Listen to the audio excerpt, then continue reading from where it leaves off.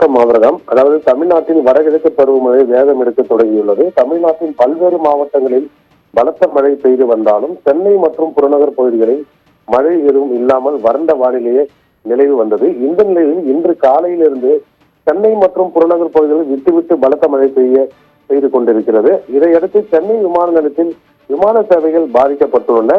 அதாவது சென்னை விமான நிலையத்தில் பகுதியில் பலத்த மழை பெய்வதால் விமானங்கள் மிகுந்த பாதுகாப்புடன் தரையிறக்கப்படுகின்றன.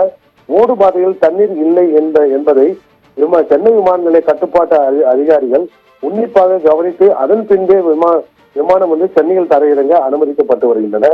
இதையடுத்து சென்னையில் தரையிறங்க வருவதற்காக மதுரையிலிருந்து சென்னை வந்த இண்டிகோ ஏர்லைன்ஸ் பயணிகள் விமானம், அதே போல் திருவனந்தபுரம், கோயம்புத்தூர், ஹைதராபாத், கொல்கத்தா ஆகிய விமானங்கள் 5 விமானங்கள் சென்னை விமானத்தில் தரையிறங்க முடியாமல் நீண்ட நேரம் வானில் வட்டமடித்து பறந்து கொண்டிருந்தன.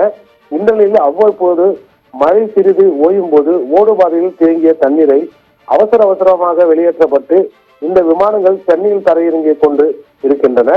அதே போல் சென்னையில் இருந்து புறப்பட்டு விமானங்கள் ஹைதராபாத், டெல்லி, செகந்திராபாத், மும்பை, லக்னோ உள்ளிட்ட 8 விமானங்கள் தாமதமாக புறப்பட்டு செல்கின்றன.